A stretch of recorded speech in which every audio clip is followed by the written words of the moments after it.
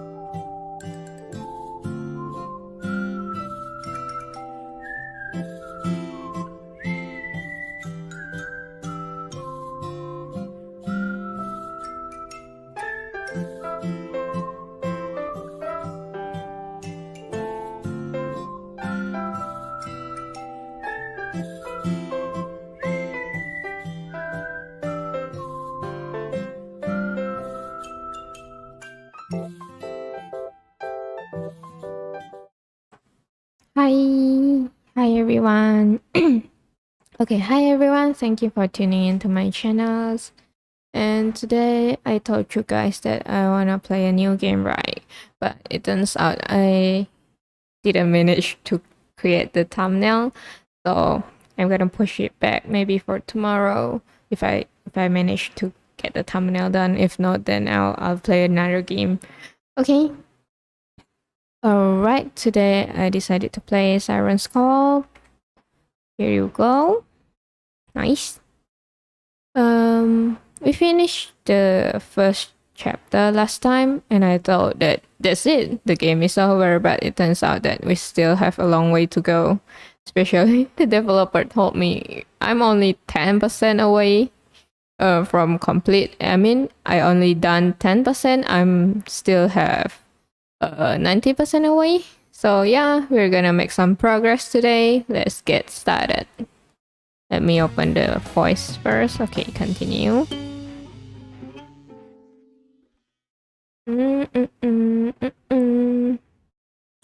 I'm 3 parts rotten cantaloupe dropped from the rooftop by the skate punks, and half of an overbrush churro shared between lovers at the theme parks.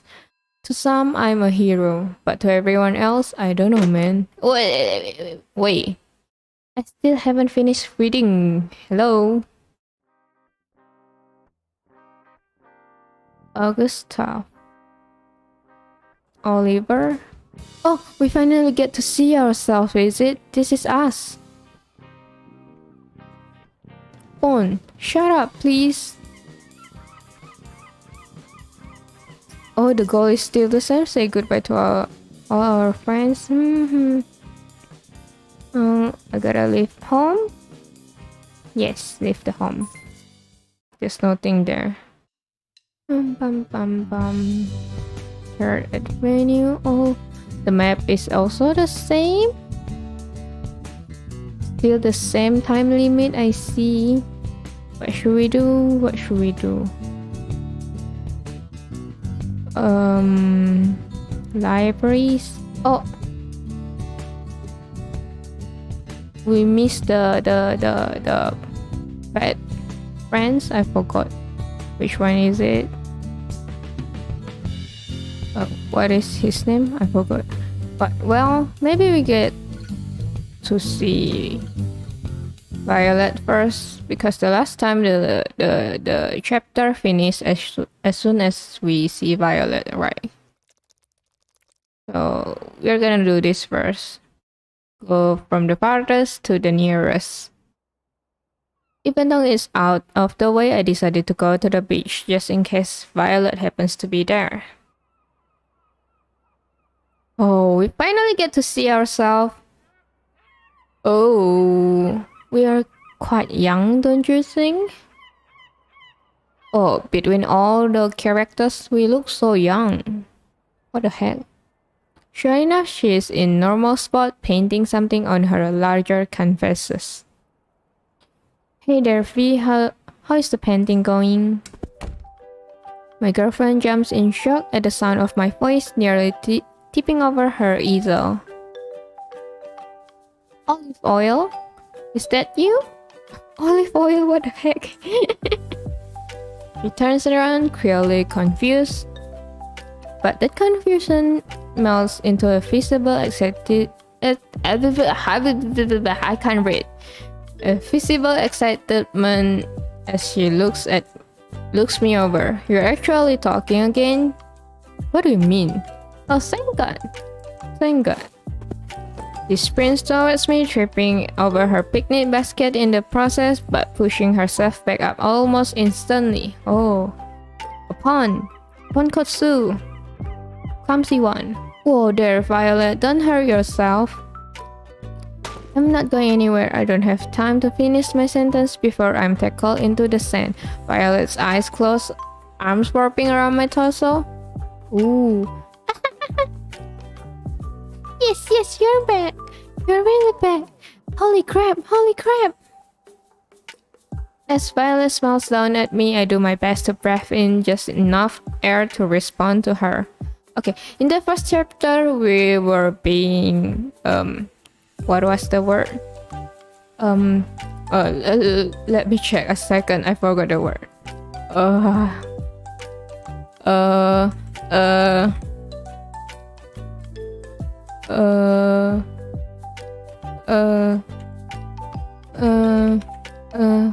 Possessed. Yeah, we're being possessed by some kind of monsters. That it? I don't know what did possess us, but well, it makes us, can't talk, and Violet is very upset about it. And now that we're back, she's very happy. This is probably the part where I'm supposed to say something lame like, "Oh wow, you're so happy," or what? What all I did was say hello to you. But I wanna enjoy this for a bit, if that's cool with you. Ooh, smooth. Violet brushes her face into my chest. Yes please. Ooh, cute. Just for a little bit more, okay? We lay there in the sand for a minute or two. Eventually though... Okay, the sand makes this kinda uncomfortable. Actually, I gotta get up now. Violet nods and we both sit up, dusting off our bodies in the process. Wow, you're back. You're really back. I mean, I never really went anywhere. But yeah, I guess I'm back. What the heck possessed us though? Was I acting that weird? Was it really that noticeable? Yes. Painfully noticeable. Really? I don't see any difference though. I've never seen somebody climb up that hard in my entire life. What the hell happened, Olive? I thought Violet was the crazy one. It turns out we're the one that, not in the right mind before. You sure wanna talk about this right now? Don't you wanna talk about your painting or stuff going on with our friends? What? No, why the hell would I care about any of that? Oh yeah, she's angry with our friends. I don't know why yet. I was confused for a week that there was something wrong with you, and now you're finally lucid. Please, talk as much as you want. I've been doing all the talking for a while now. So for the love of God, take the wheel. Okay. I do my best to think back how I've been behaving lately. I don't really know, V. After everything that's happened, I guess I just kinda thought it was my job to make sure the rest of you were happy and safe. So I did what I was supposed to do and said what I was supposed to say. But it's weird. It's almost like I was watching myself say all those things instead of actually saying them. There was no sense of agency in anything I did. It was like I was in some sort of trance, like someone else's ideas were stuck inside my head. Well, it's basically possessed, you're possessed. And then I don't know, I woke up super tired this morning and couldn't really afford to care anymore. Nice. Sounds pretty shitty of me when I say it like that though, doesn't it? Violet began tapping the bridge of her nose as if she was dosing her bodies for some kind of grand epiphany. I know that's all pretty fake, but it's what I got. I guess I made you worry about me, huh? Sorry about that. No, don't apologize. What you just said, what you said just now was actually super helpful. Now I'm almost positive whatever you went through these past few weeks isn't one the rest of the town is experiencing. It's similar but not exactly the same. Really? So I was acting similar to how everyone else in Siren's call was? That's terrifying. So, how was I acting any different then? If my theory is correct, unlike with people in the town, what you went through was an entirely self-induced persona inflation. I legit don't know what any of that means. Basically, you put yourself in a physics box in order to keep your mind safe. And that box was your role as our leader, our protector. I guess you had some sort of paradigm shift, though, and that's likely what brought you out of the box. What are you talking about, Violet? Please speak in a human language. Am I on a debt? No. This is not a debt. I need to find out what's happened to me. But yeah, this is my girlfriend in the game. But the people in the town are nothing but their boxes at this point, if that make any sense. Big human language. I know, right? Do you understand what she's talking about? I don't understand anything even though I play the game so far. I've noticed that they're all way too good at their jobs now. Which is why I was so freaked out about Oliver. Yeah, you were like crazy girl the last time I played you. After all, the symptoms you were demonstrating were very similar to everyone else's. They are, in every sense, the end of result that perfection you were emulating. I see. Speak human language. Okay, I'm a slime, but I prefer human language over this kind of textbook. I don't know what you're talking about. At this point, they can't be anything other than what they're expected to be. I was terrified you had turned into something like that permanently. So I'm grateful that isn't the case and you are taking care of yourself again. It's not anything that deliberate. I'm not even trying to take care of myself. I'm just tired. Even now, I'm just kinda spit-bailing and hoping I don't say something completely embarrassing in front of you. That's fine by me. If spit-bailing is what you need to do right now. Wait. Don't go so fast, girl. Don't go so fast. I have to read, okay? I mean, do what you need to do. Violet grins nervously. Pin on whatever balls I need to. Got it. So now, I'm not sort of brainless homunculus. What's next? Any plans out for the rest of the day? Well, I was planning to meet back up with you around 8 and help you pack. But other than that, I was mostly gonna focus on my painting here and leave you to do whatever. I know, right? Too slow, Violet, too slow. You have a slow boyfriend here. Please. I don't even know how we can be together if you speak like that. I don't even understand what are you talking about. Weird you didn't want to go on that or anything, considering you didn't want it either, Goober. Not weird at all if both of us aren't worried about it.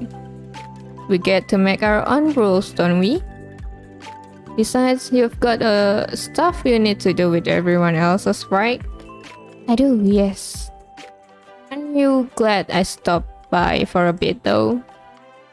Olive, why do you ask a question you already know the answer to? Odd habit, I guess. Seems like something leaders do. Don't need to be one of those anymore though, do you? Your war is over. Violet stands up and walks herself over to the workstation. So please take all the time you need before you head back out to the real world, alright? I stand up and follow her to the workstation, brushing some of stains off my jeans in the process. You really do spoil me, Violet. You know that? I really don't. That's the sad part. Ooh. This is a example of a healthy relationship. FYI, by the end of the day, I'll go to another city for college, and this is my girlfriend. She's gonna stay here while I'll go to another city. And this is the last day we're gonna be together, but she is giving me time to say goodbye to all the friends. It's a example of healthy relationship. Alright, I've got promises to keep, so I think I'm gonna head out. Okie dokes. Do what you need to do. Dream big out there, alright? I'll see you get back at the house. Good. Alright, I have a question. Why do we live together? Already. It's questionable. I mean, we are in high school. How can we live together already? It's weird. Okay, we're gonna go here. With this suspicious guy. The most suspicious of all. The nerd. I only remember Judith in this game. The rest I forgot. Professor Brian, watch out. The college boy is coming through. That's all I am to you people, isn't it? Yeah, better not to mess this up then, I guess. Okay, the nerd in the library. I find myself at the local library domain absolutely knowledge as well as a weak, pervasive chemical smells. What are you talking about? This game's English is next level. Even if Emil isn't here, I can at least return my book so the feds don't end up chasing me down. Yo, Emil. Thankfully, his presence in the far corner of the room ensures my trip here is, at the very least, an efficient one. As I begin walking over, my friend looks up from his book and greets me with a curt wave of his hand. You're here. Excellent. Glad you could make it. No problem, I had a feeling you'd be here anyway. You wanna talk about about the book some more, right? Indeed. I'd like to get your opinion on it before you depart on Ashfield. I don't know how to read. We'll have to keep our discussion down, however. There's a big chess tournament happening in the other side of the building again.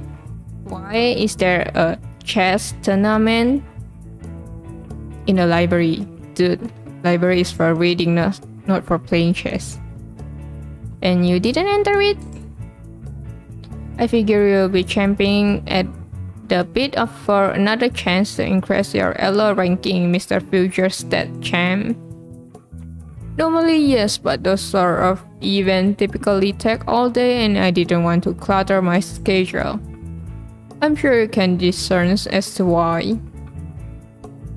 Emil kicks up the left side of his face with a smirk, and I cannot help but do the same. Ooh, what is this? You pass up easy money on my behalf, Emil. I'm honored. Eh? Currency is but a relic of the days. Pride is forever. What are you talking about, Emil? Okay, you are not as difficult as Violet, but you're still difficult. And I wouldn't be able to handle the shame if I failed to send you off properly now, would I? Thank you, number 2, I appreciate it. Although I doubt that you think so little of money if you had to, actually to pay rent something. Would you like hypothetical to be sure? One that I'm eager to explore in the coming months. Just know when you're excited to pay rent, my guy. You don't have to act big around me. I'm pretty sure we both know it's gonna be terrible. Why blushing is questionable, okay? It's questionable. Perhaps. But for now, we are young and free of debt. Are you sure? So just give me a second to go to the bathroom and we'll get started, alright? Alrighty. And number 2? Who's number 2? If you decide you need to go number 1 in there by any chance, don't pull your pants down all the way when you are in front of the urinal. Somebody might walk in and see your butt. What? Question mark. What is number 1 and number 2? Eh? I know. Isn't number 1 should be the small and number 2 the big? How can you do number 2 in the urination place? Question mark? I start laughing so hard that I'm barely able to complete my sentence. I was 8 when that happened. Yep, that's what Ash told me. And you weren't even going to the same school as me yet, so? I didn't need to. His description of the event was itself transcendent. Emily is such a smart guy that I have to take the wind out of his sails every now and then. Otherwise, he'll just fly away. Well, I suppose if pride is forever, then so is shame. We love you. Shut up. Love you. Emil walks away humbled but not that completely pulled out. In fact, by the time I've sat down and fished up my copy of The Stranger, he's already begun making his way back over. He sits down across He sits down across from me and we begin our discussion. The technique that the author used is remarkable. He writes in such a way that although Mr. is discharged, is still quite relatable. Hardly the heroic type though, right? Indeed. While he's technically protagonist and it clearly is a pitiable situation, I can't say he doesn't deserve what happened to him by the book's end. Tell me, what do you think of Mr.'s greatest sins was? Oh, this is the same as the chapter 1. I'm gonna do the same. Why? Because I still think he practically faultless. The society has failed him. That's the part of question. There's an entire potluck things this church did horribly. So if we start diving into something esoteric, we're gonna end up being here all day. But I've got something about this book that I've been dying to ask you specifically, Emil. Oh, you don't say? Normally Emil would be much more upset if that I dismiss his musing so rapidly. But I know he can resist good challenge. He smirks as if to say, let's see if what you're bringing to the table is worthy of my palate. So, what is this? What is it then? What exactly is your question? Alright.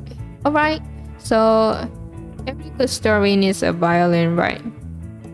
Or at the very least, some sort of strong antagonistic force.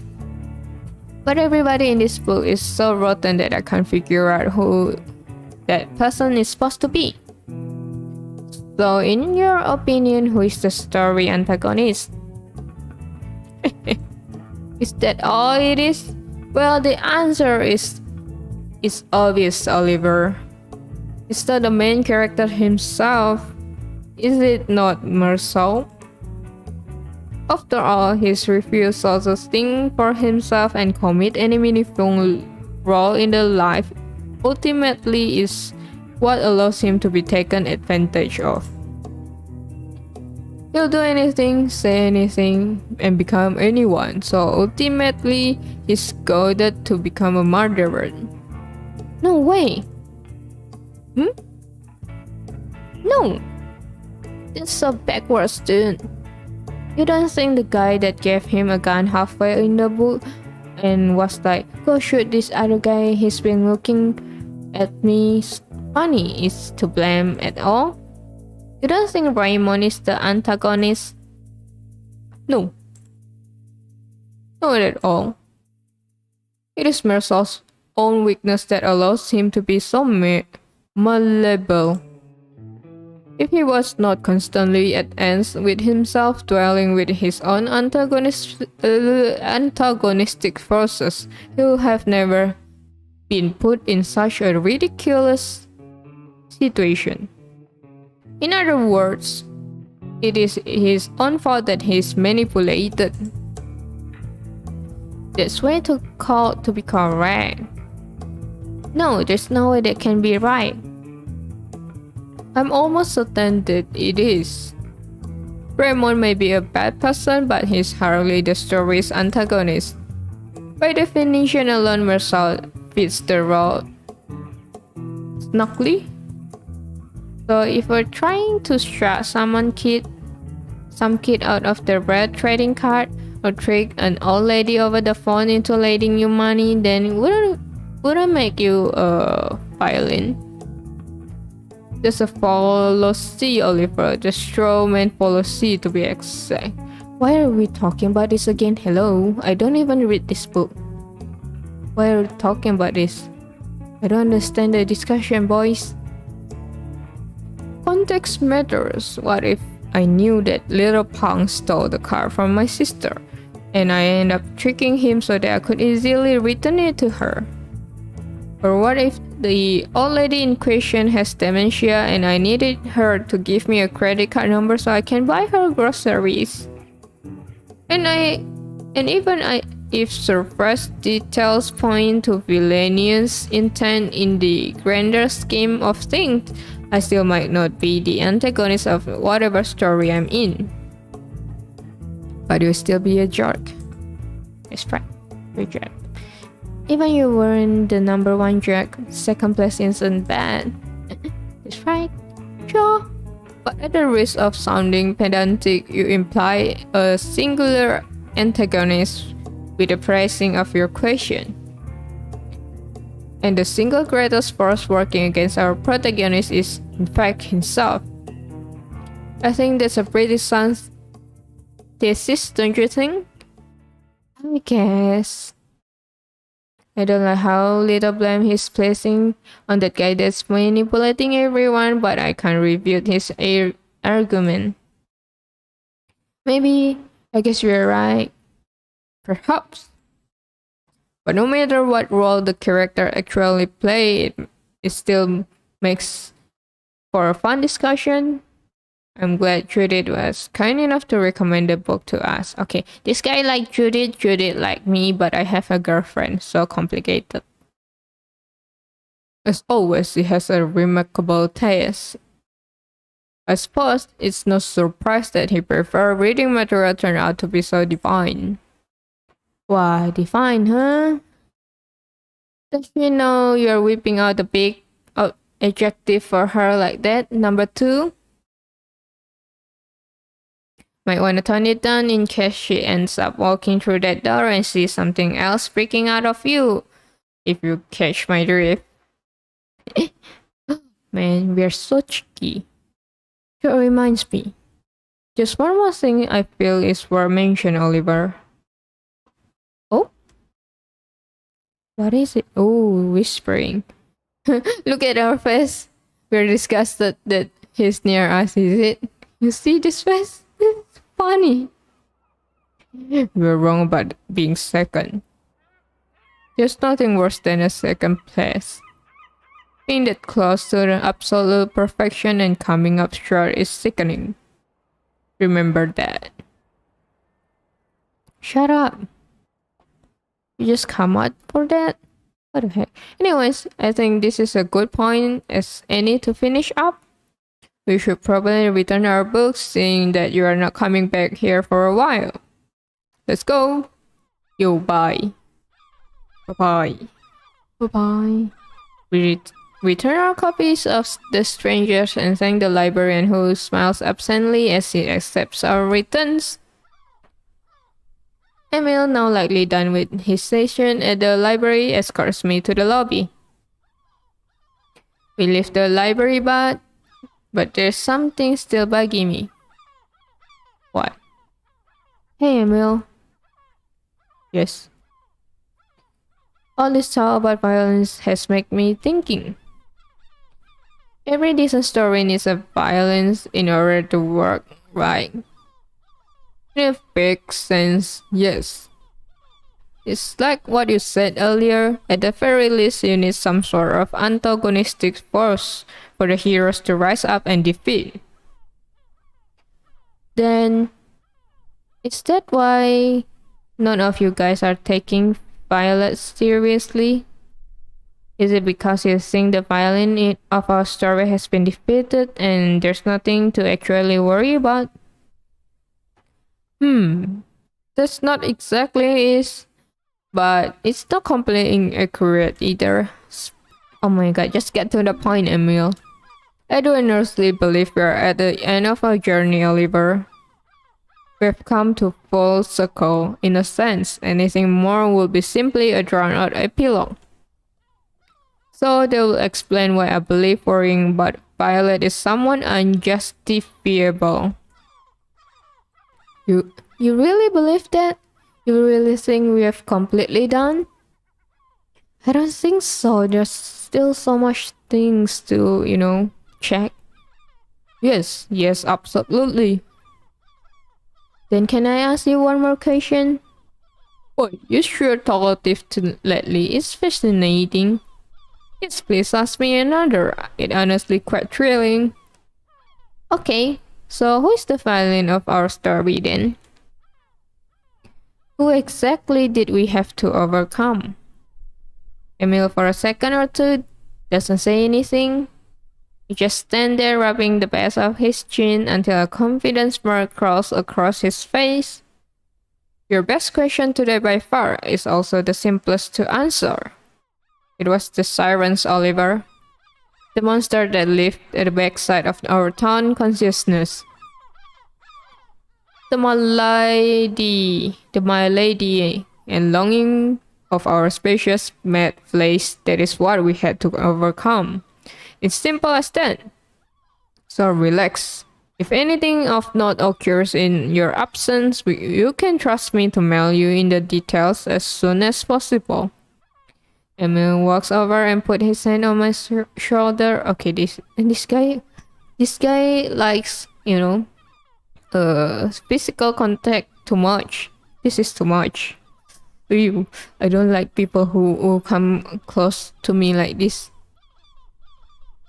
Until then, thank you for the great discussion. I'll see you soon. Stay sharp. Oh my god, it's almost like he's folding. Is it? Why do you have to come so close? It's you. And with that, Emily ejects himself from the scene and I'm left on the patio of the library unable to form a rebuttal.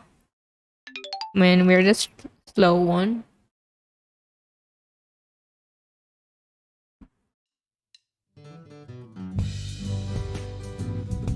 Man, this game need a bunch of, voice. I don't even talk much usually. Let's go to Andy. I mean, I like Andy more than Violet, but it turns out Violet is the one that we're dating. This is kind of disappointing. Hey kid, how's your lady friend doing? My lady friend? Do you mean Violet? Her name is Violet, do you even know that? What sort of a conversation is a comment like that supposed to spark anyway? I don't know. You ask me? I don't have the answer. Just as I thought, the park itself is mostly empty, except for a couple of kids running around the playground. Do you guys play on playground? Cause I don't. I don't have any playground around my house, and I have no childhood memories of playing on the playground. But I think when I was around 5th grade or 6th grade, oh 5th grade of primary school. My mom brings me to Singapore to play. I forgot to play or to see a doctor because I have a bunch of diseases. I'm weak, and I go to Singapore, and I remember I played in the playground for the first time ever, and that was the only memory of me playing in the background. So till now, if I see a swing somewhere, maybe near the beaches or anything like that, I always go over and sit there because I don't get to play that much when I was little. Yeah, I play a lot now. Andy, of course, is aggressively doing pull-ups and the monkey bars. You know, there are kids here that would probably love to be climbing on those. Now, aware of my presence, Andy looks over for me just for a moment before resuming her workout. Lies. Lies. If that was true, then somebody would have said something. 27. 28. They're probably too polite to ask a grown woman to do anything like that in the first place. Well, if they're too polite to ask, then they're polite enough to wait. 29. 30. Ooh. We just get a flying kick. Then he swings backwards and flings herself off the monkey bars, her toned body barreling at me like a missiles. Her impact with the ground shoots a wave ascends into the air, so a mischief that almost reached my chin. Given the proximity of her landing, I can't help but wonder if this is yet another example of her just being reckless, or rather a display of her precision. And she sticks, then dismount. Ooh, alright, now I'm motivated. You're ready to go, Slim? I figured we'll jog along our normal route. That good with you? Seriously, jogging? You wanna spend our last day hanging out together jogging? Why? Is that actually what you want? Of course not. I wanna go to the water park with you and Judy. I wanna drive circles around you two in a go-kart while snacking on a mischief funnel cake. But I'm a grown peep woman. So I don't do what I want. I do what I must. And right now I need to make sure your scrawny peep is ready for the outside world. So let's go. They begins jogging away from me at a swifter pace than normal. Oh, bye-bye. We need to work out. Exhausted, but unable to form a rebuttal, I reluctantly follow her out of the park. Beep, beep, beep, beep, beep, beep, beep, beep. A road takes all over the island. Andy is demanding as ever, but I don't know. It doesn't get to me as much today for some reason. Well, maybe because it's our last day, right? Naturally, she slows down a bit as we approach Eston's house. Okay, so I like Andy, but I'm dating Oliver, but Andy like Eston, and then Andy's little sister Judith likes me, while Emil likes Judith.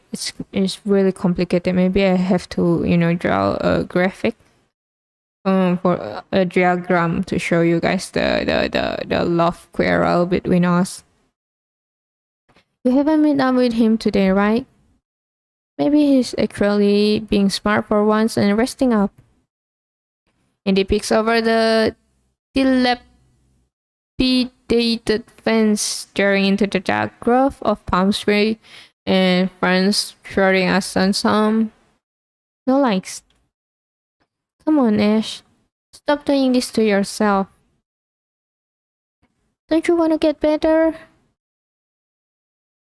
I doubt he's pushing himself to hire Andy. His old man's nose left driver. Ash is probably just off doing something harmless with Emil before I go and meet up with him. Right, of course. He's just hanging out with Emil. Bro time, got it. And he slowly shuffles away from the property before forcing herself into a light jog. Ooh, jealous woman detected. The gentle plodding of her footsteps soon become all I can hear as we push ourselves forward. Forward, and forward, and forward, and forward. School! And then I arrive at our resting point a bit later than we normally do. As I stretch my body against a tree, though, I notice something. Andy, for some reason, looks as though she's about to vomit. Are you okay? Oh, I'm fine, obviously. I don't need water. I just had trouble swallowing for a second. Come on, we're not stopping here. I don't want to be anywhere near this hellhole. Oh, what is with this place? Just move. I don't have time to respond to any of this before Andy, clearly drained, begins to sprinting away from the school. Oh, come on, don't faint. Even though my legs are numb with pain, a strange blend of concern and frustration pushed me to run after her. You're a nice guy. It's kind of dangerous, maybe. If we are nice to all women, Violet might kill us. After what feels like hours, we finally make it back to the park. I find the nearest bench and collapse on it, while Andy, unpaced from before, throws her right leg up on a picnic table and begins stretching. Come on, Oliver. We've been over this. If you don't stretch after running, you're gonna be sore in the morning. Get up. You need to get in the habit of doing this. Ooh, get up and stretch. I don't have any other option. So sad. Give me a second or two. I feel like I put any more pressure on my legs, something's gonna tear. That's the whole point. You tear them and they grow back stronger. Okay, that's not the right way of thinking, Andy. That's not it. I believe that's not it. Man up. This is really literally the last thing I need you to do today. Then you can make love to that bench for all I care. But then I get a splinter. Get off the damn bench, Oliver. Yeah, you're so freaking stubborn, Andy. I hover over the picnic table and begin stretching my hamstrings. Stubborn is just another way to say tenacious. Oh, you're happy now, huh? And if I wasn't tenacious, I'd never get anything done. And Andy is just your weird way of saying Angelica. What? Stop. Don't go so fast. So you just called me Angelica? You should tell me why you desperately want one or more of your bones broken. Why is that, I wonder? You had asserting yourself so much that you want me to send you to hospital? Oh my god, stop saying something so scary with that smile of yours. It's kind of scary. I could just break a finger or two. I don't have to shatter anything vital. Oh no, no, no, no, no, no, please don't. Or maybe I'll break your heart instead and tell Judy what a rotten, lazy person you've become now that you're leaving us. Or how you told me to get beep this bench. Oh my god, did you just swear? That's adorable. What? Adorable? Question mark. I didn't know you could do that. I thought it was something reserved for kids that actually hit puberty. What do you mean I haven't hit my puberty? Something. You have clearly never been on internet. Blah blah blah blah blah. Blah. Blah blah blah blah blah. Blah. Blah blah blah blah. What is this? What is this conversation? The two of us look over at each other and begin laughing from the deep within our car. And just like that, the hardened persona of my tall as nails coach crumbles under the weight of his absurd little moments. Oh man, I'm gonna miss this damn. You suck, you know that? You suck for making me laugh. You suck for leaving. Hurts, doesn't it? Yep, sure does. Nothing I can handle though. Ooh, they're so close. Why can't you just let Andy? Our laughter quiets down, giving away the sound of distant seagulls and the hum of vehicles on the road behind us. I don't know about Judy though. Still not sure if she can handle it yet, to be honest. She's loved that hard plenty of time. Remember when Aston got his fist stuck on the mason jars and Emil had to butter his ears? She almost passed out. No, damn ass, I don't think she can handle you leaving Siren's call. I don't know if she's emotionally prepared for it. Oh. I spent a second or two trying to congratulate myself. Well, it's happening regardless. I don't know what else to say. It's not like I'm really prepared for any of it myself either. I have a vague idea of what it's gonna be like. Lectures, crowded cafeterias, grass bedroom. Those things should be familiar enough. But other than that, I have no clue. Exactly. You could just get mugged outside of the airport or drugged by one of your doormates just because you snored too loudly. Literally anything could happen. Andy leans her head back and stares to the sky like a turkey drowning itself in the rain. Why turkey though?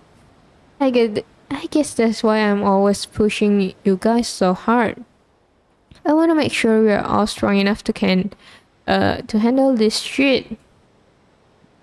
But now that one of us is actually leaving, I can't help but wonder if I did enough. Oh, Indy is so nice, even though she's a little teeny tiny bit violent. Don't worry, I'll be fine. You can't guarantee that. Neither can you. Oh, really? Look at what I've built, Oliver. Do you honestly think anybody is dumb enough to try and jump me at this point? It's a simple fact of nature that you look strong, then that's enough to scare most of people away. And if you actually went half as hard as I did during workout, then that should be enough to take care of pretty much anything else they try to do to you. But even with our muses, none of us were tough enough to handle this stuff on our own. I only wish I had a little more time to fix that. Andy turns her head away from the sun and grabs the bill of her head, clearly awaiting for a response. We are plenty strong enough, Andy. We are all still alive, aren't we? Listen here, bench picky. It's not good enough just to be alive. You need to be prepared for whatever has the power to rip that life away from you.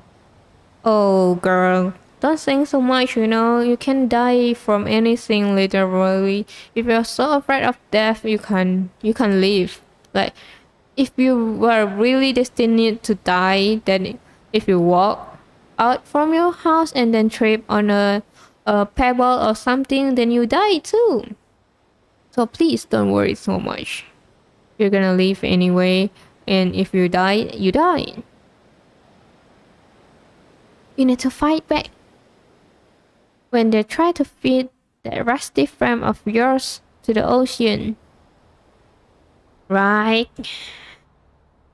Which reminds me, I know she might not have said something to you directly, but Judy is obviously expecting you to spend some time with her today. Have you gone and done that yet by any chance? No? Not yet. No, not yet. Well, I know what we're doing then. And he grabs my arms and tries to yank me off the table. Freaking oh! Hang on, we're going to visit her now. You know it. You smell like crap, but you can always wash up in the pool when we get home. I'm sure my sister will be thrilled to see you. Let's go, Slim. We're not getting younger, you know. There's still a part of me that can resist the gravitational pull of Andy's enthusiasm. That small voice in the back of my head urging me to relinquish control and follow her to Judith. There's something primal. I imagine a moth drunk off a glow of a faraway flame. However, what? Wait! Let go of my arm just for a second. Like magic, I speak up, and Andy immediately released my arm. I'm not planning on going to see her just yet. Oh, we're refusing the last time we get dragged out of nowhere by Andy. Just still some things I need to do in town first. I'm sorry. Oh, what is this? I lift apart as fast as I can, never giving Andy the chance to respond. Surprisingly, she doesn't follow me as I leave. Okay, I have to read the journals. I really don't want to read it so long. So long. Let me hear. What is this place? I've gone here, here, and here, but I haven't said goodbye to Judith and Ashton. But let me think. I don't have any other option. I should go back home. The goal is to say goodbye to my friends. Check voicemails, maybe. A 5 new message. First, don't mess this up, Oliver. Oh, this is Violet's mom, by the way. What? Why? What did I do? Yo, wait, bro, it's 10 and I haven't heard anything from you just yet. Everything cool? I'm pretty sure Andy's gonna be on your ass like a deer tick if she finds out you're sleeping in like this. Not like I actually tell her or anything. I wouldn't do you dirty like that. Just let me buy you a burger or something at Crab Bucket before you head out today, alright? But I don't have you in my option. I made sure my old man gave me the day off, so I'll be around there for a bit. So swing by when you can, I guess. Later, dude. End of message. Next message. Captain, if you're slipping in today, I'm going to beat you. I swear to God, I'll tenderize your ass like a low-grade steak. I'm kidding, of course.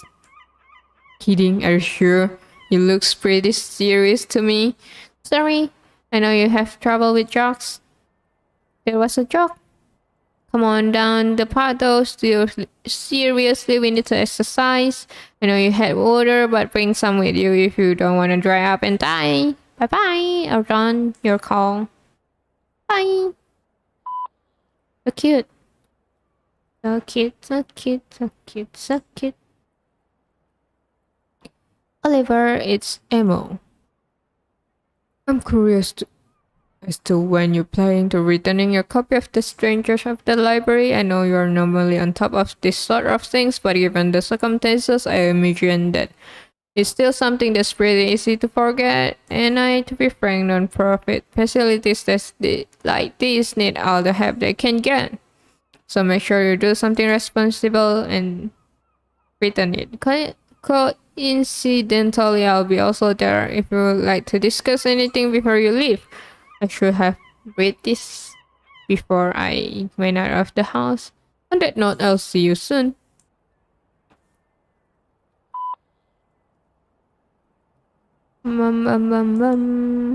Oh, still more? Oh, Judith. Oliver, I'm calling because... What?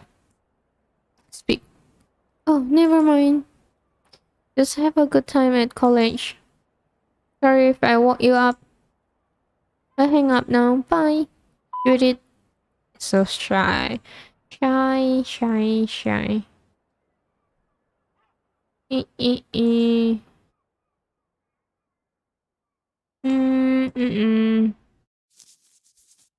mean, if I leave home, there's nowhere to go now, right? I've went here, and here. There's no way. I need to do something in the house, I think.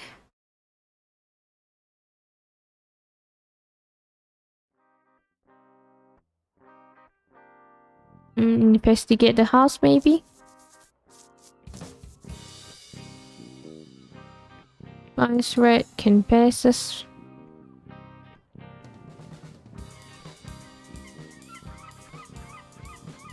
Oh, this is a bug. I should be able to get you to let go to Judith's. Oh, so what should I do?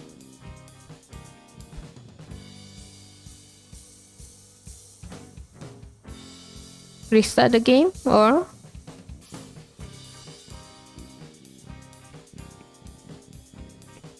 Do I restart the game? You've got news? Good news? By the way, guys, Jacob is the developer of the game. There's a scene in select feature.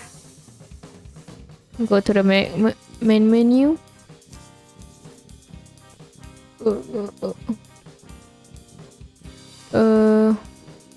How do I go back to the main menu?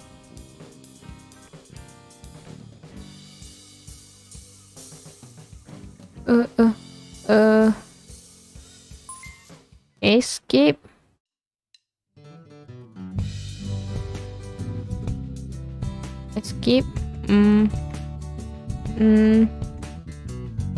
Wait.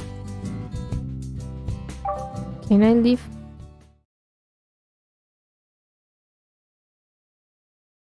Check your voicemail. I already checked my voicemails before.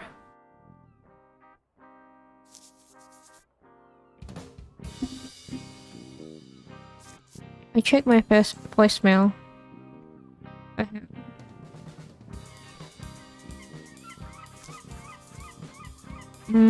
Escape?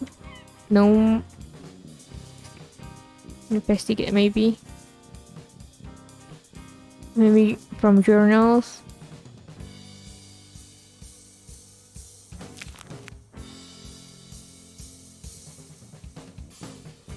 Next.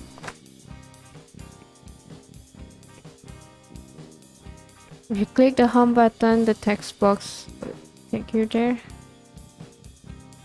E?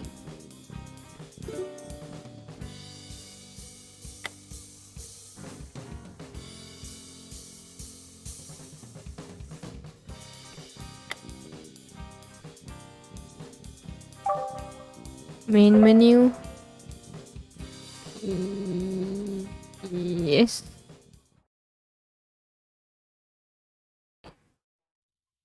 Press escape key. Then select.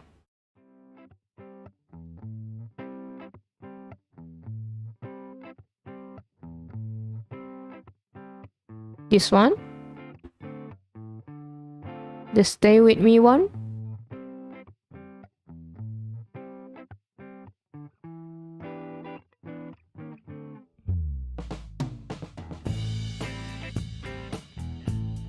Next chapter.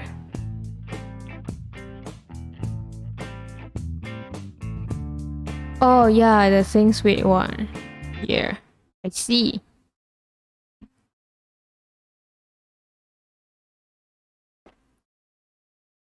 Thanks for the help.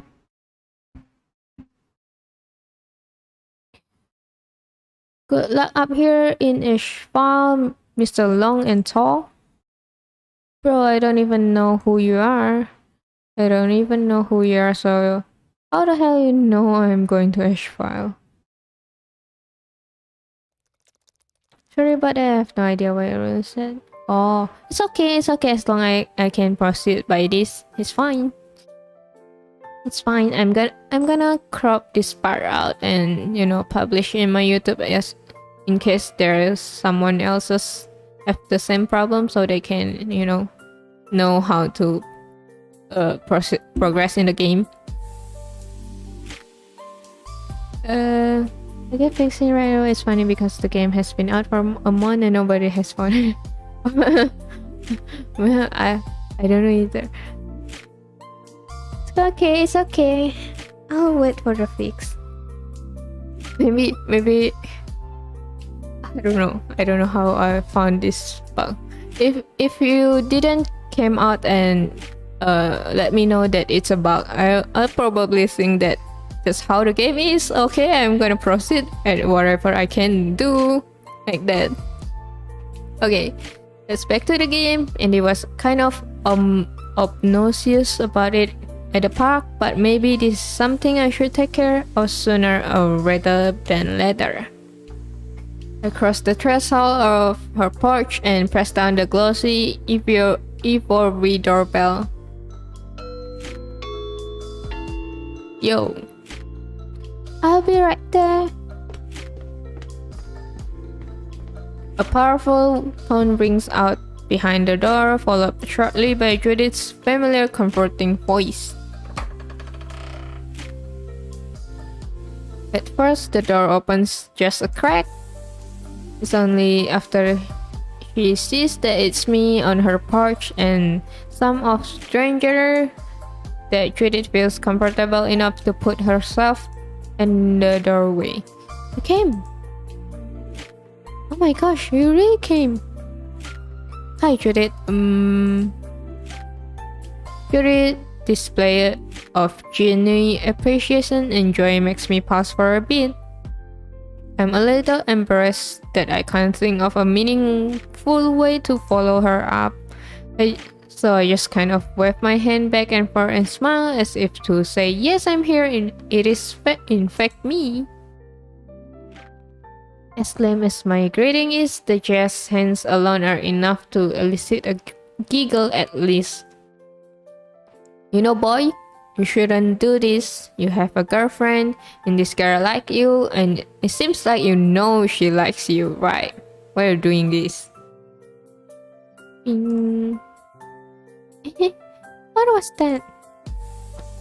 Just me saying hello, I think? Hello, Judith. Do you want to hang out for a bit? I'm not interrupting anything, am I?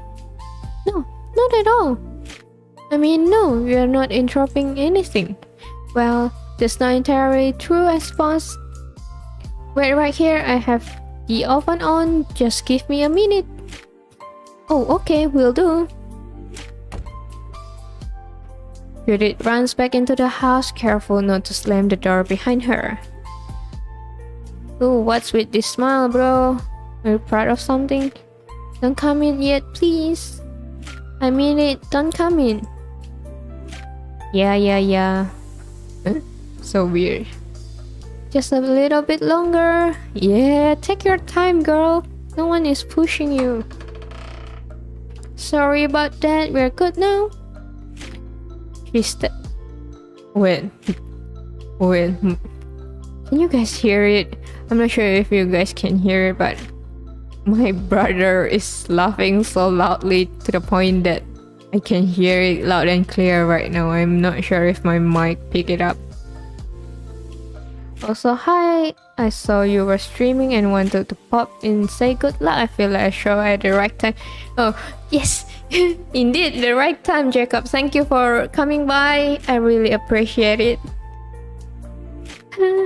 It's a big honor for the game developer to join the stream, you know. It's a big honor for me, so thank you, really. I really appreciate it. Oh, wait. What is this? Oh my god, that shocked me. What the heck? I didn't press anything. She steps back from the doorway, pause and leading my gaze inward with a flick of her ears. Come in and sit down, good sir. I'll make us something to drink. Thank you, madam. I don't believe I shall. What is this? I pull up the edge of my t-shirt, thirsty, before making my way into the house.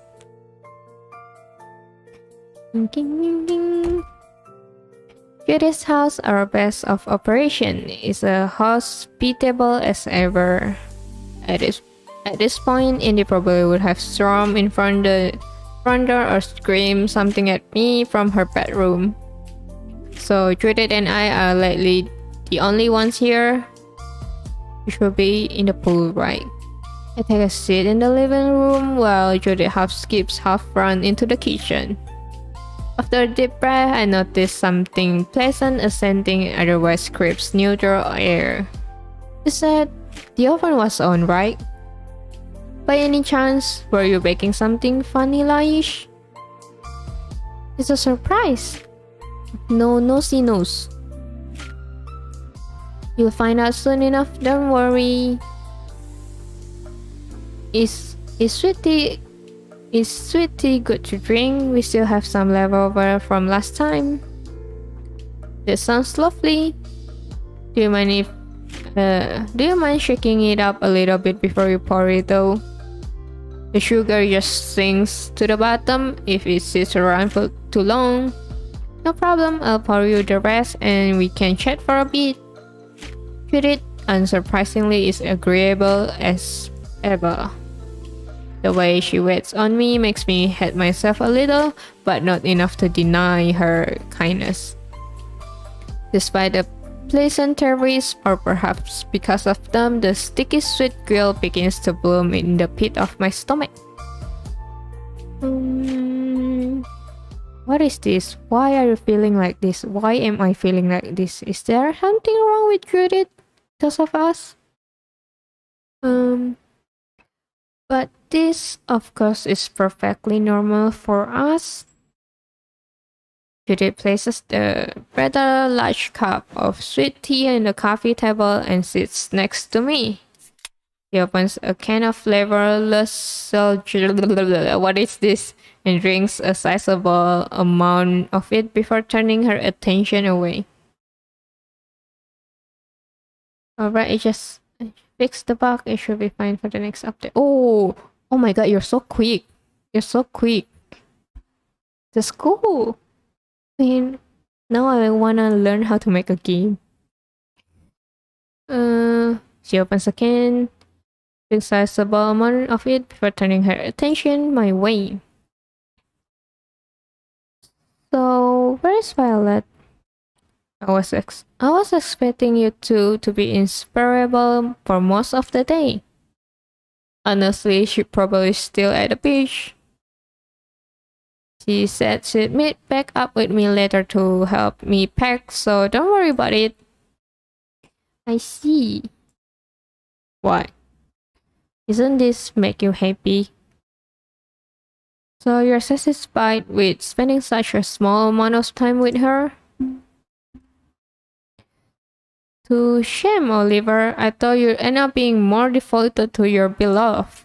Whoa, why are you judging me? This is kind of surprising, Judith. I don't expect you to be like this. Her and I aren't too worried about running out of time together, if that's what you're getting at. Really? Is she still going to college with you then? Nope. Dating long distance until she moved to Asheville at the end of the year? Negative. Eloping with you to the Caribbean without me knowing under the cover of night? Well, who are you, our parents or what? God Lord, Judith. Wait, really? Nothing then? Wow, so today's is really the... You two have quite an unorthodox relationship. Okay, that is a healthy relationship, okay, Judith?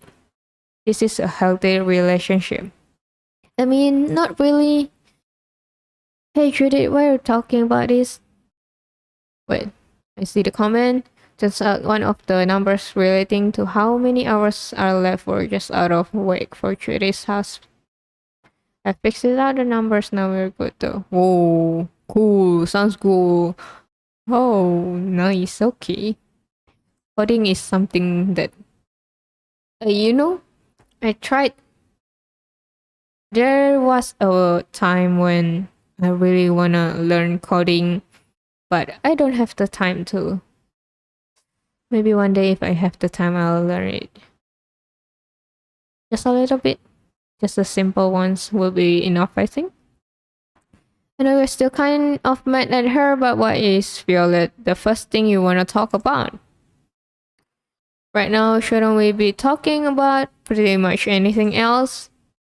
No, you see? That's the fascinating part. We're so much more worried about our time together being valuable, even though Violet and I have the same pool of hours to pull from. What are you trying to imply? Are you implying I'm prioritizing you over Violet? Is that what you're talking about? Is that what you're implying? Okay. It's too strange for me to focus on. Don't think too much of this, Judith. Don't think too much. I don't understand why you're making me such a priority right now. Priority? No, you're the least. You're the last I see. Come on.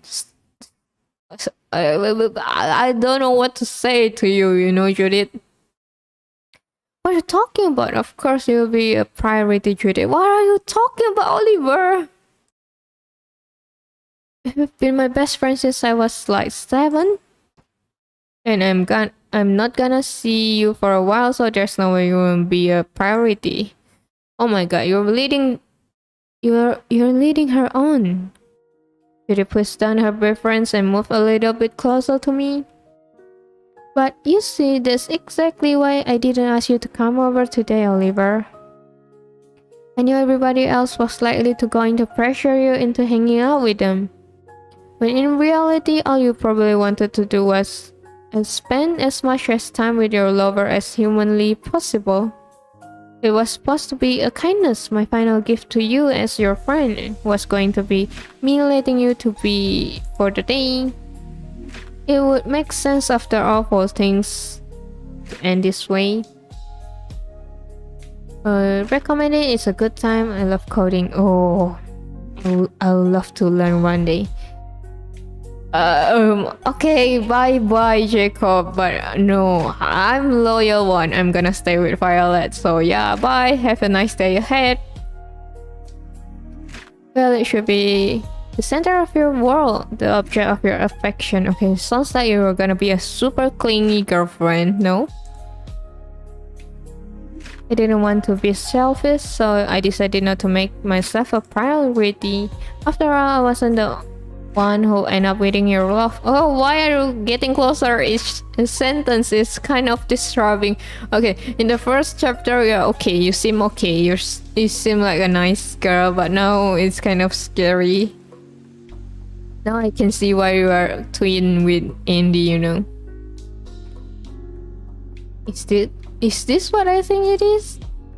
Oh no. But when you show up at my door today, Judy wraps her arm around mine and pulls herself closer to me. Oh my god, what is happening? Push her, Oliver, push her. Remember, you have violets.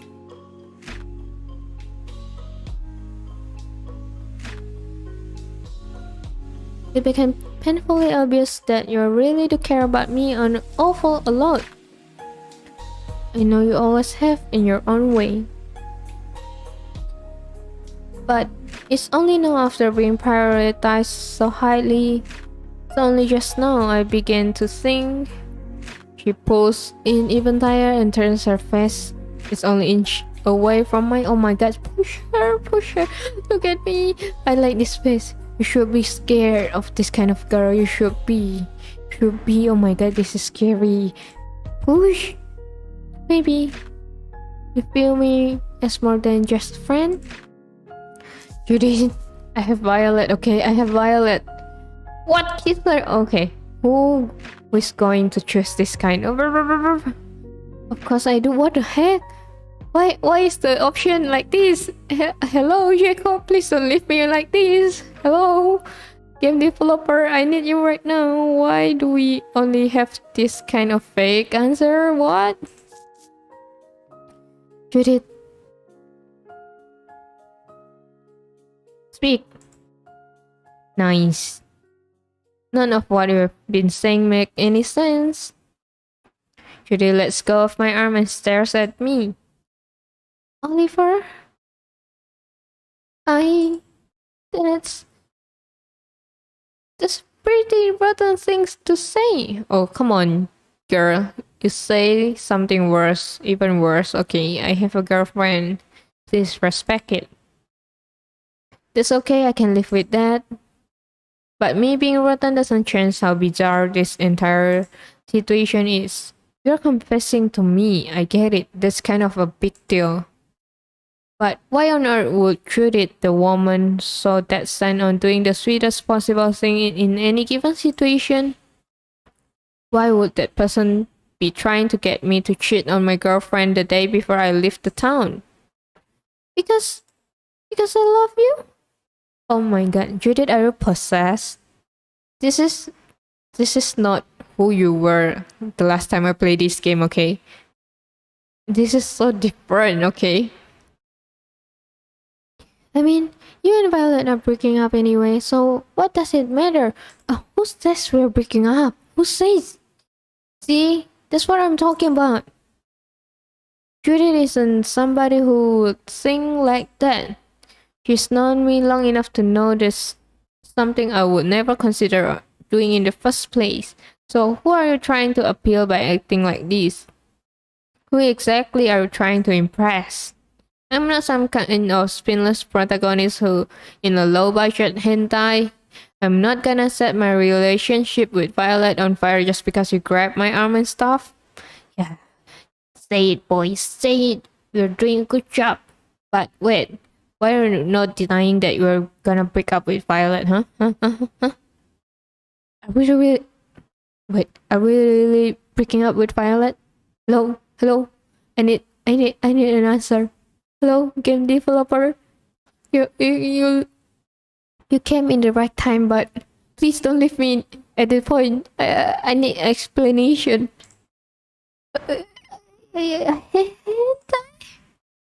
Judy, you cosplay. You know what hentai is? What is this? Are you Andy? I know you guys are twins. You can just, wear a wig or something. Maybe it's wrong of me to conflate this image I have of you with how you're actually behaving right now. Maybe I should just shut up and accept your feelings as some sort of definitive truth. But everything about this just seems really, really out of character. I know you're mad at Violet, but you are mad enough to get me to cheat on her, right? I ended here, doing my best to pull the ball in Judy's court. Don't cry. You don't deserve to cry, you know. After all of this, but Judy doesn't say anything? Oh my god. No way. No freaking way. There's no way you're that bitter. Jesus, Judy, really? Is that really what this is? What do you mean? Even after my taunts, Judy doesn't say anything. She simply stares at me, the light fading away from her normal, vibrant eyes. Judith? Hello? Is there a reason you're trying to work me up in all this? Speak now or forever hold your peace. You're the one that's acting out of character, Oliver.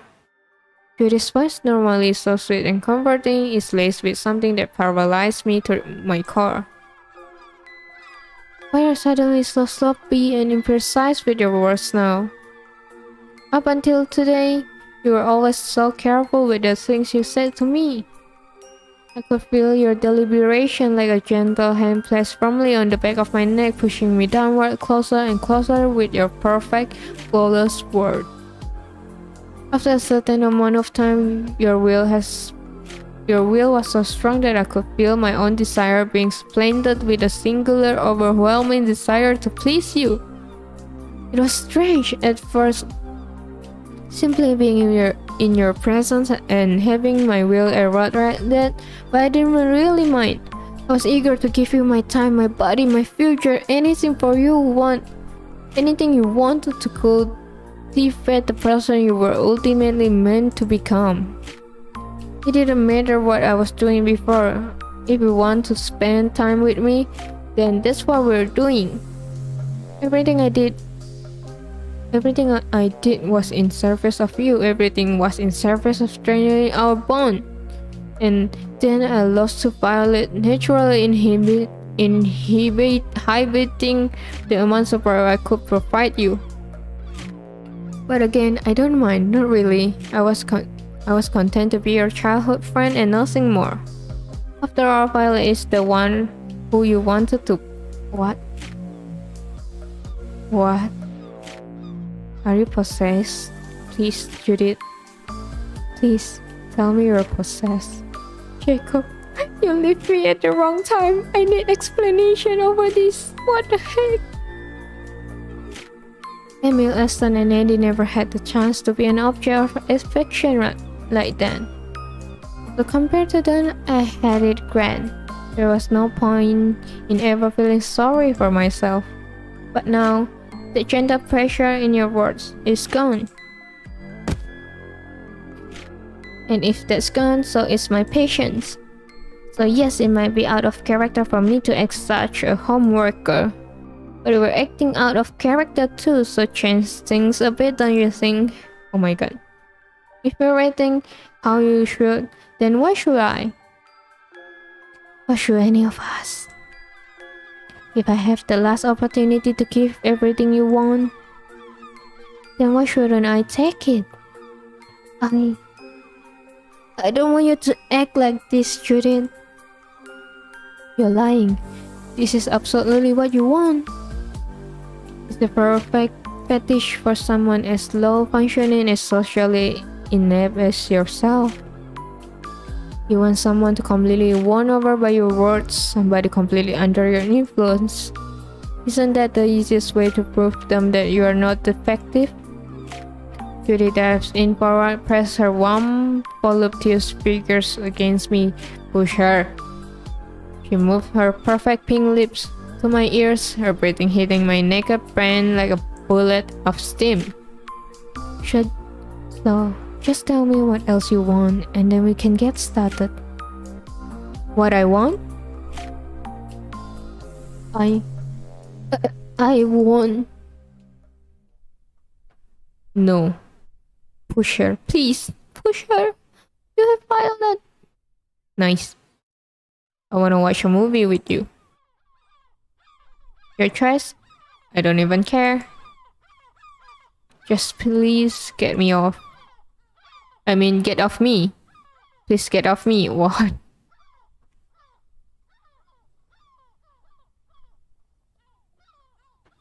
What? Then why didn't you say so? Let's watch something lighthearted this time. I want our last day together to be a fun one, okay? What is this? Man, you should see a doctor. See a doctor, and just like that's just completely back to normal. Oh my god. Jacob, this girl need a doctor. Please give her one. Give her one so I'm not that scared. As he gets up to find the movie, I try to drown my weight in my stomach with a mouthful of sweet tea, but all of this does is turn the brick of lead in my gut into a cube of grainy, disgusting sugar. This is scary. I'm scared. Violet. Will Violet kill me? I'm pretty much out of time, so I go back to Violet's house and pack the rest of my things.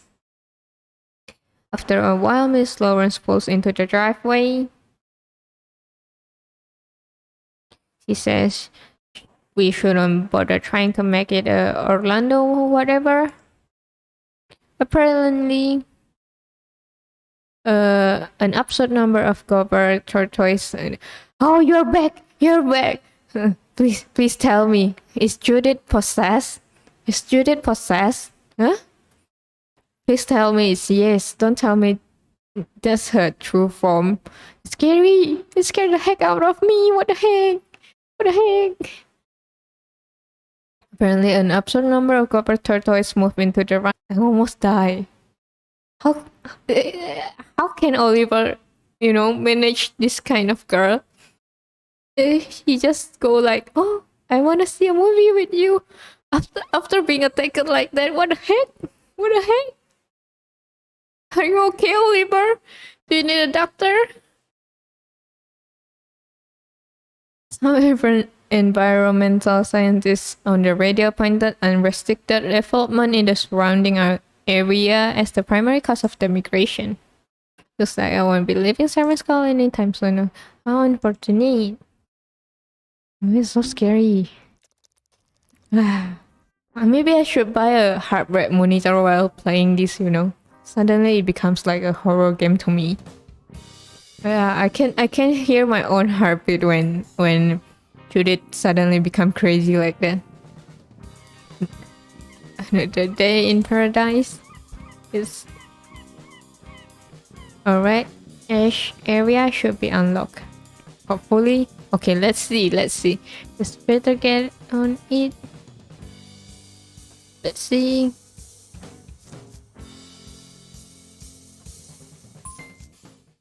Ash. Okay, it's open. It's cool. It's cool. Bum bum bum bum. Okay, hopefully Ash is normal. My heart can't take it anymore. Hey Oliver, lovely weather we're having today, huh? Who are you? Okay, I'm gonna ask you one more thing. Who are these passerby? How can they know so much about me? It's kind of scary. Why strangers know so much about me? Lovely weather is the same as it always has been, dude. What am I supposed to do with anything that fake? I'm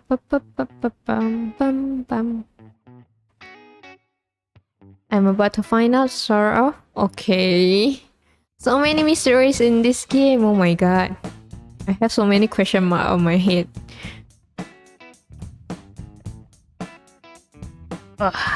No tiny bit spoiler for me, maybe, so I won't be shocked.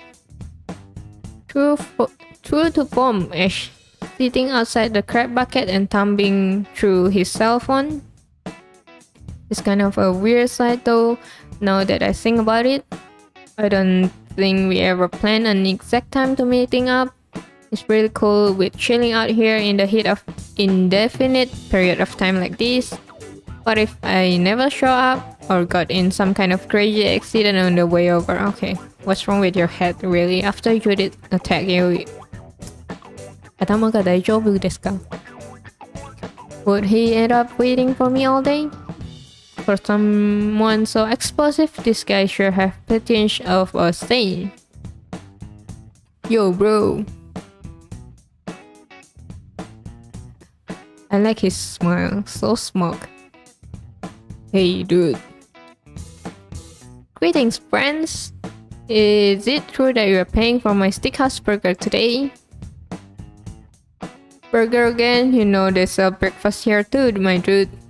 I mean, technically, but why would I clean up myself by ordering something like pancakes over a burger? I don't know, it's gotta be bad for your digestion of something, right? Probably, I still want one though. Yep, me too. So let's go get a table before it gets too crowded. Ba-ba-ba-bum. We make our way over the group's regular table, browse the menus. The fatigue I feel from this morning is swelling inside my brain like a war as the hiss of the nearby grills and chatter of dinner patterns fries my already worn senses. We order quickly, both of us knowing the food itself is more formality than anything. We are not here to eat, we're here to talk. But that's fine, all I gotta do is be a good friend and keep up the facade for one more day, then we're good. What do you mean? Keep up the facade? Why? Aren't we friends while keeping a facade over each other? Why? Why? Just one more day and then everyone will be fine? What do you mean everyone will be fine? Is that why we're moving to college outside the town? Because they'll be okay after I leave? Is that why? As soon as the two bubbly waiters leaves our tables, Ashton turned my way. I gotta be real with you, man. Things were really boring before I met you. And even after that, I was still pretty sure that summer was gonna be lame. Yep, there it is. I take a pair of sugar packets out of my condiment stand and begin making them dance. Because you were gonna work with your dad at B-Mobile before we begin our little crusade, right? Aston fiddles with the bandage on his wrist before eventually squeezing it with his right hand. Basically, yeah. Siren's Call is a pretty boring place if you don't have anybody around to make it livelier, you know? I didn't want to drag you guys into anything too crazy though, so I was just gonna keep things simple and work with my dad until whenever.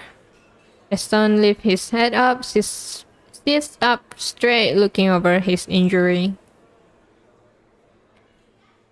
Never thought we'd end up become actual heroes. I appreciate all you did to help make that happen, dude. So, thank you. What with this formality? You really think it's all over? I know that's what I should say. Why I should let him reassure me because that's what friends do. I should play dumb. Oh, a new gallery. Oh, red. It's kind of scary. Even it's not exactly that, I know I should say something along these lines. Anything more honest would be devastating for him to hear, especially today. What's with the walls? Hey, what's with the walls? It's kind of scary. With the red thing. You can see it? You can see? Here, the wall here. It's getting red. See? It's like bloody wall. I'm the leader of the Midnight Guard. I'm his friend. He looks up to me, so I should support what we have accomplished. I can feel myself twitch as I think that some sort of large animal eager to throw itself into the warm of volcano. Making everyone happy is my purpose. I know this is my purpose. What? And yet... Please, don't thank me for any of that, Ash. You can sing whatever you want about yourself, but I'm not anything close to a hero. I don't think any less of you guys, but I'm not too proud with how I've handled things this summer. I'm sorry, as I really am. But I just can't talk about heroics right now, it's too much. I'm just too exhausted. With that, the reality of what just happened sets in. For a moment, there's silence, the same silence that follows when the gallon of milk drops from your hand and explodes on the floor, the kind of silence only born after something has broken. Wow, so deep, so deep. Okay, I get it. So, Violet got you pretty hard, huh? And you know that just because you're dating somebody doesn't mean you gotta think exactly like them. You do know that, don't you? You don't gotta be her mouthpiece, dude. It's obvious that you're single and you don't realize there's a girl like you, right? You seems like a clueless one. You can be your own man. You can be real with me. After all, we're like brothers at this point, right?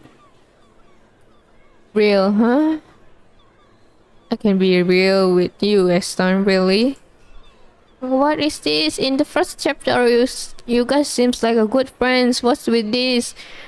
Why it feels like there's something a big question mark between you and Ash, and then a big question mark between you and Judith. Why? Even in a place like this, I can be real with you. Alright, good. This was all I needed to hear. He gave me permission after all. What do you mean? Okay, cool. I can be real now. Cool. Good to know. Let's start with the obvious stuff then. You don't even really know what sirens are, and yet I gave thumbs up to begin the entire campaign exterminating them. Why should I feel proud about that? Wait, what? That's not true. We know what sirens are. Bro, Emil doesn't even know how to do his taxes yet. I know you love the guy, but come on. You just got out of high school. You shouldn't be committing freaking genocide. Man, I don't even know what my major is gonna be when I get to Ash Files. If I don't even know what something, if I don't even know something that basic, then how the hell I could know something enough to justify the decimation of an entire foreign ecosystem? The truth is, I knew Jack all about what we are doing, and yet I still gave the okay on everything. And that's all on me, dude. That's on me forever. Maybe we were right and the sirens really were just stupid monster or whatever. Maybe that dumb little guess of mine was completely accurate. But what if we are wrong? What if there was something we should have just left alone? Left alone? What the hell, dude? Those things are goddamn monsters. We had to kill them. They were dangerous. So what? Huh? They were dangerous, but so what? We didn't want to kill them because they were dangerous. They were stuck on rocks in the middle of underwater ash. If we really wanted to help people, we could have just destroyed the local leading down there or something. Kinda hard to have something dangerous called out of you if you can't even hear it, right? But no, I was bored and I want to be a hero, so we killed them. I should have just isolated them instead. I should have distanced myself. What? You mean run away?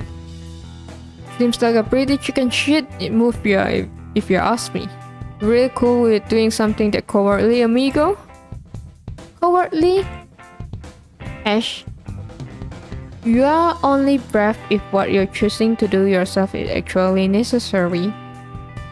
But what we did in the underworld was just gratuitous. It doesn't matter if they were dangerous, I could feel struggle and agony when I stepped them. And when I pull away, I could feel their life force twitch and bleep out of existence. I don't know for sure what they were, but it doesn't matter. Whatever they were, they didn't want to die. They didn't need to die. I could feel it. And I know you could feel it too. So yeah, lots for me to be proud of already. Dude, you're shouting. People can hear you. Keep it down. Oh please, it's not like I'm disturbing them or anything. They can't feel anything negative, you know, right? I killed all the sirens. Everyone's happy now. I saved them. I saved everyone. So why not be proud of it, right? There's nothing to be ashamed of after all.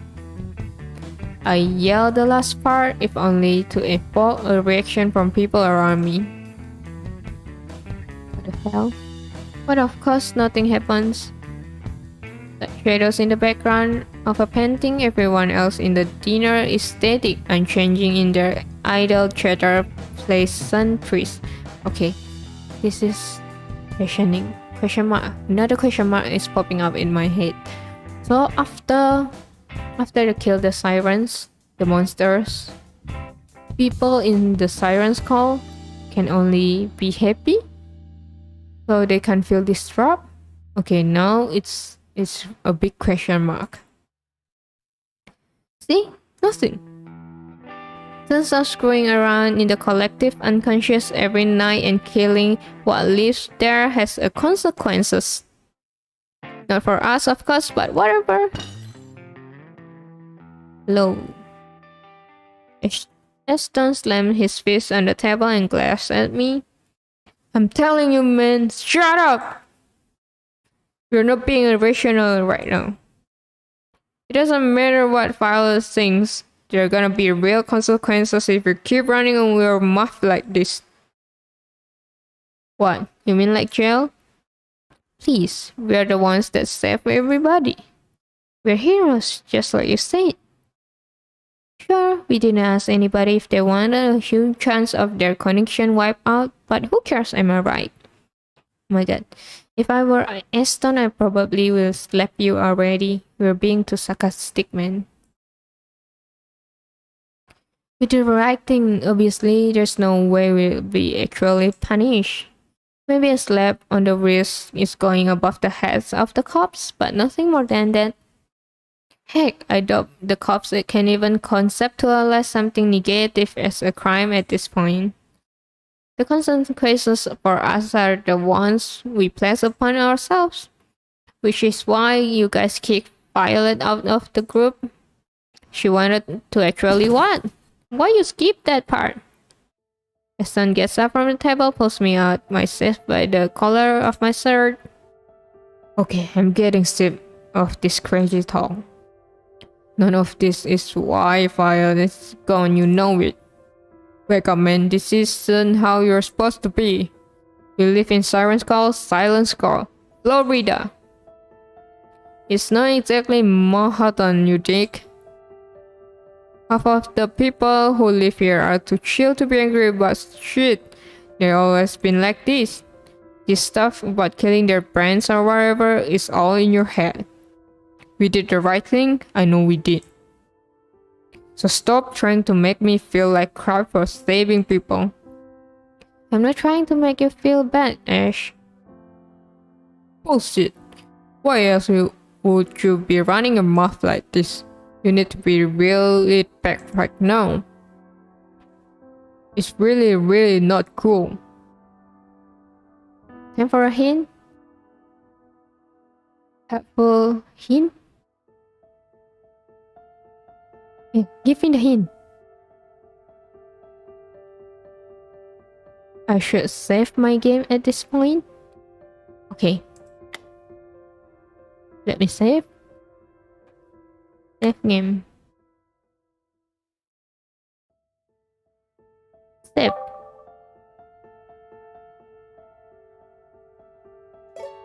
Okay. I save it now.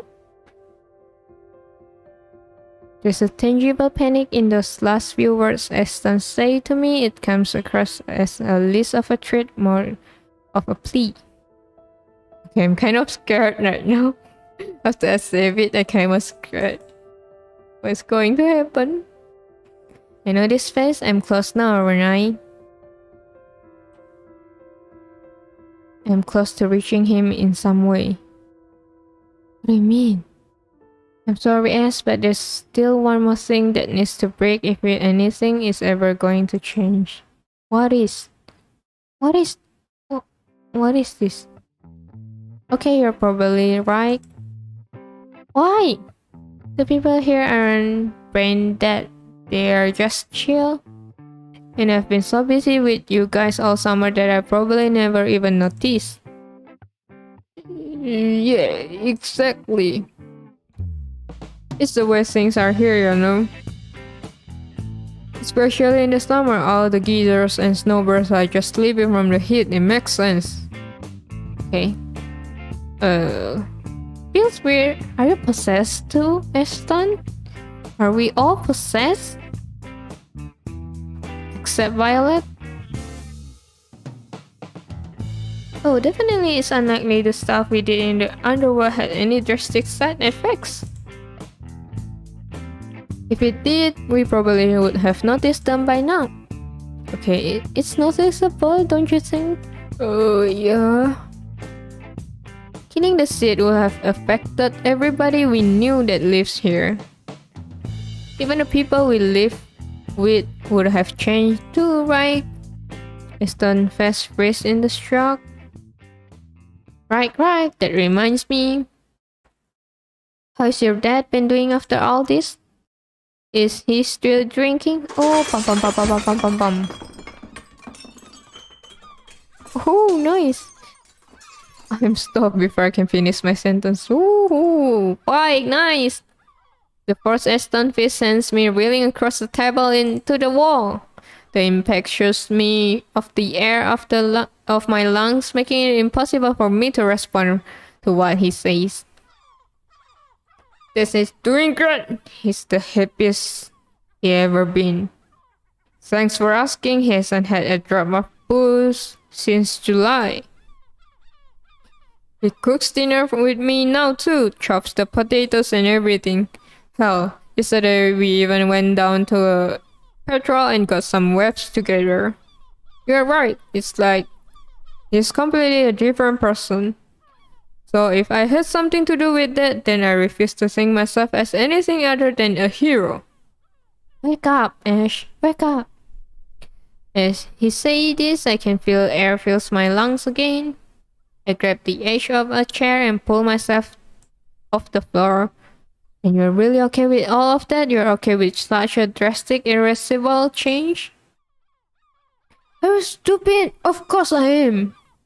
He hasn't been this much of a father to me as been since I was 12. Just because that's all he can be, Ash. It's the same how our waiters can only be a waiters now, or my mailman can only talk about the mail. Everybody in town has been completely shadowed by their roles because that's the only thing we didn't murder. I'm happy for you, dude, but are you really okay with your dad being your dad and nothing else? Are you cool with having every other part of who he is ripped away? We are not murderers. Well, we sure as shit aren't heroes. You don't need to be perfect. Your dad doesn't need to be perfect. You didn't love him any less when he was depressed, right? Even after all this, you know he's still an incredible man. And you're still my friend. We can come back from this somehow. We can start fresh. You don't need to be... Shut up! I'm not starting this over again. Pete, man, you were so much like a likable when you weren't so goddamn preachy. So you know what? I'm gonna beat you down until you go back to how you should be. As my friend Treat rings throughout the dinner, a smiling waitress gently places her foot on the now this herbal table? Oh my god. Oh my god. You're still smiling after all of that? Without another word, Ashton charged me. Bum bum bum bum bum bum. Bum bum. That. Oh, what is this? A Pokemon attack. Pokemon. I have barely any time to act before Ash rushed me down. True to his word, he does what he does best and beats me up. Oh boy. Am I dead?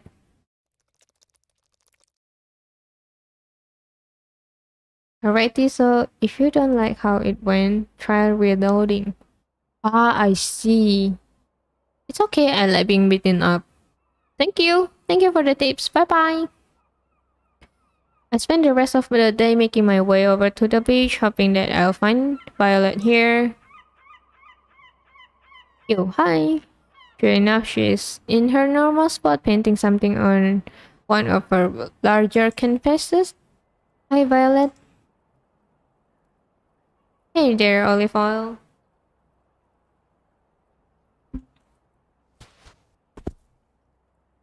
I walk over and sit next to her in the sand.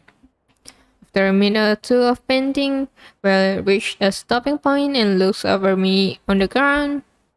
Oliver, you didn't see a big purple bruise on the side of your face the last time I saw you? You got into some trouble recently, didn't you? Ashton kinda beat me up for a bit, yeah? Beat you up with his muse or beat you up with a more traditional sense? Let's go. You just punched me out a whole lot. I said some stuff he didn't like about the Midnight Guard. Basically, that I was uncomfortable with him calling me a hero and all that. Then I asked what his old man was doing after we killed the Sith, and I think that might have sent him over the top. Yep, why am I not surprised? None of them are ready yet, are they? Damn it. Did you fight back? Is that why you are so beat up? I mean, yeah, kinda, but I really didn't want to. Then why did you? If you didn't want to and you didn't need to, then why did you? Okay, Violet seems like a really smart girl. I don't know if he instincts. What else I was supposed to do? The man was charging me down. No idea, I don't see what you had to gain by fighting him though. I guess. Why? No fighting, please. Violet stops painting and gives me a light hug as she lowers herself into the sand. Sorry, Olive Oil. Honestly, in the heat of this moment, I probably would have done something similar. So, it's okay if you didn't handle things perfectly. You've got all kinds of time to make things right for you. It doesn't make you any less of a person if you make mistakes. Even mistakes can lead to something beautiful. And sometimes mistakes can lead to absolute disaster. We've experienced the disaster, Oliver, an irreversible disaster. If this couple with Ash really was a disaster, then you would know immediately. But as it stands, all of this was just an hour badly spent. Forgive yourself, this loss is yours, it's no disasters. Okay, now I can understand why you are dating Violet instead of Judy or Andy. Violet is such a smart girl. Damn it, Fee, you know, I love that poem. Well, love that poem, at the very least. She runs her finger through my hair, another sweet attempt to brush out this wistful, stagnant thoughts of ours. After doing that for a bit, she stands up and checks the skies. Still overcast then. Violet checks the time over her phone. Yep, no lunch today it seems. That's fine, that's fine. Just give it time. Come on, let's go home. You've got your future waiting for you in the morning, mister. So let's go Let's get you ready for it. But we're not picking up, right? Please, no picking up. Fill in and go home and pack the rest of my things. So sometime Miss Lawrence pulls into the driveway. She says we wouldn't bother trying to make it to Orlando. Apparently, an absolute number of Grover's tortoises move into the runway in the airport. Oh, okay, this is the same thing.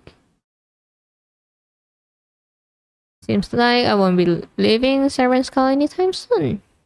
How unfortunate. Is it really unfortunate though?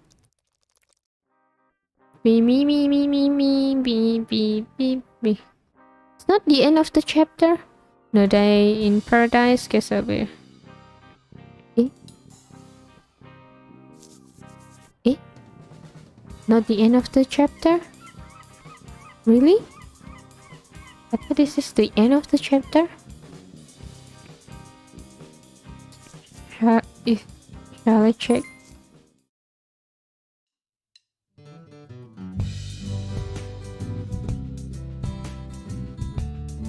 Oh, it's back.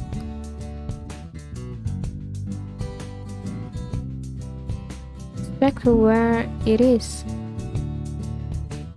Oh boy. Oh boy.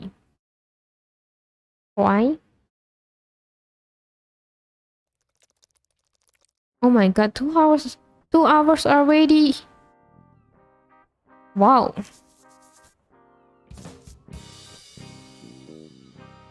Wow.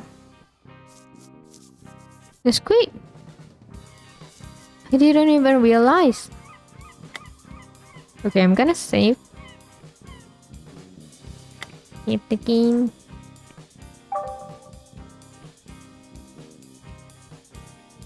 Category 1, Violet's house. Beaten. Alright, I wanna quit. Wait, I'm gonna quit later. So yeah. I think that's it for today. Let me quit the volume. Okay. I think that's it for today. We're gonna do more progress next time. I'm not sure when, but yeah, next time. It's getting really interesting right now. There's so much mysteries and we gotta find out somehow, right? We need to find out eventually. So yeah, please stay tuned till I play this next time. Okay guys, thank you guys for watching, and for new viewers, please do subscribe to my YouTube channel, follow my Twitch, and follow my Twitter to get the most updated stream schedule. I stream every Tuesday, Thursday, Friday, Saturday, and Sunday at around 8:30 p.m. to 9 p.m. GST for weekdays, and for weekend I usually stream at around 12 p.m. GST. So yeah, please stay tuned. It's better if you follow my Twitter so you can get the most updated stream schedule. Then yeah, once again, thank you guys for watching. I'll see you guys again next time. Bye bye. Bye.